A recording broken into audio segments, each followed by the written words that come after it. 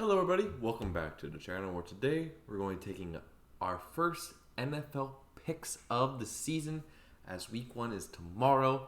I am, of course, in the Grossi Posse Pick'em League, and so we're going to go through, see who I think is going to win, why, and just see how we do in the rest of the year in picks. Well, I'm going to be honest, I do not know who's going to win week one because you don't know about these teams, so you can guess, but you really won't know until the gridiron gets onto the field. That made no sense, but we are definitely going to do this here.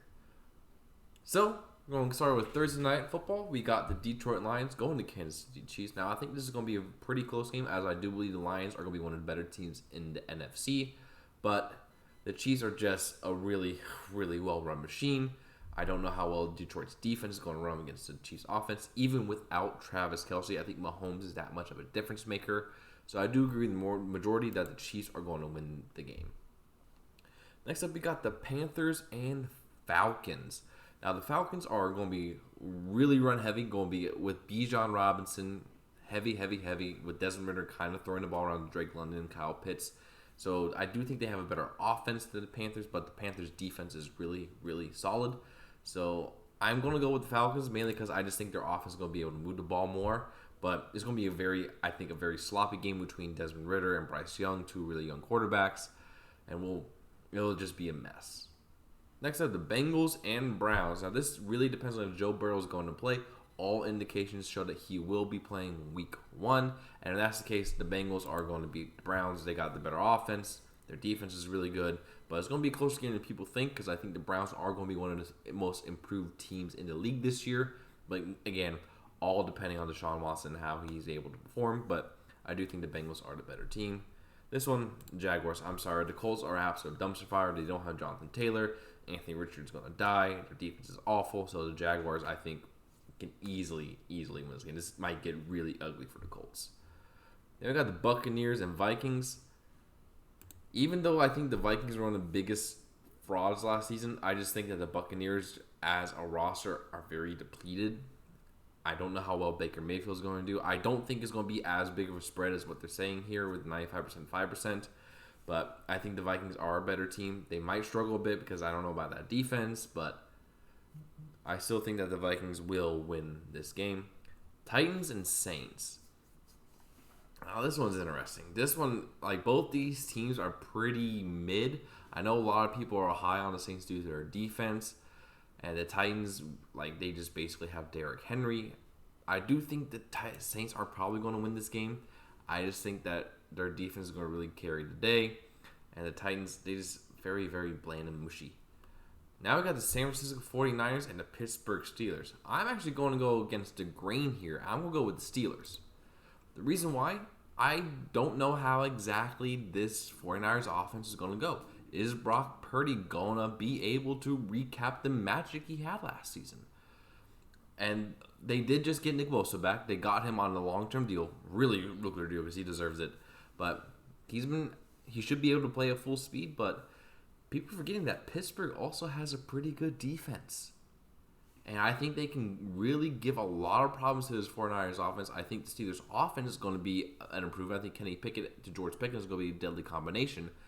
And I got a feeling that the Steelers are going to do something here. So I'm going with Pittsburgh. I could be wrong here, but it's what my gut's telling me.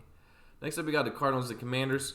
Even with them starting Matt Corral. No, not Matt Corral. I don't remember who they're starting, but something like that. But the Cardinals are they're starting Josh Dobbs. And the Commanders' defense is still decent. They're going to pick them apart. And so Kami is going to win the game all the way. Ravens and Texans. The Ravens are Lamar Jackson is going to have a 6 touchdown game. I'm just feeling it. I think he's going to do that. And so I think the Ravens are going to beat the crap out of the Texans in week one. The Texans, I think, is going to be a team that's going to be better as the year goes on when the rookies get used to it. DeMeco Ryan's coaching style gets more sunk in. But week one, the Ravens are also always good week one. So I'm going with Baltimore there. 71% of people are picking the Bears. Bruh. 71% picking Bears? Nah, I'm picking the Packers. One, because I always pick the Packers. And two, the Bears are not going to be that good. I mean, Justin Fields, he could run, but he has not yet proven he could be a passer. And I think Jordan Love is going to come out here and surprise people with how good he plays. Now, it is possible the Bears can win. I'm not denying that at all. But the fact that 71% of people think that the Bears, who was the worst team of football last year, they did get better. I will admit, they got better, but not nearly enough to exchange for that. And the Packers, I think they got very much younger, but I don't think they changed all that much. I don't think between Rodgers' performance last year with injuries and everything, it's going to be that much different than what Jordan Love's going to bring to the table this year. And so, 71% picked the Bears. I don't see that.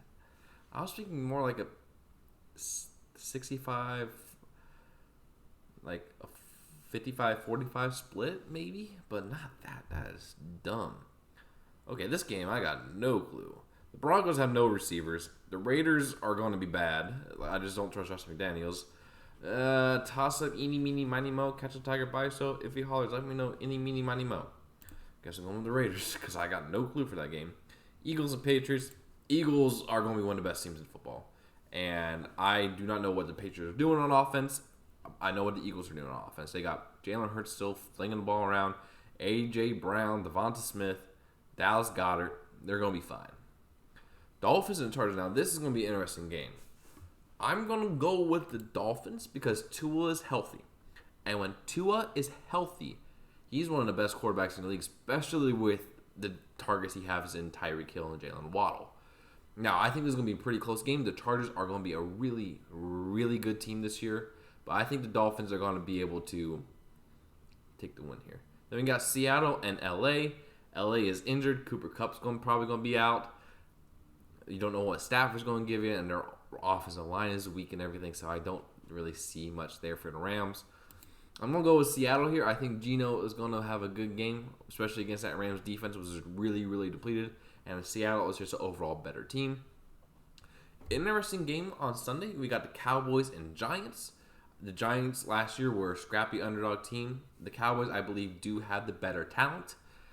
And so I'm going to go with Dallas week 1 because they generally are a very good regular season team. It's just when we get into playoffs is when they start choking. So there's that there. Now I got the Bills and Jets. I'm going to go with the Bills here. Now, I do think the Jets, by the end of the year, are going to be a very, very dangerous team.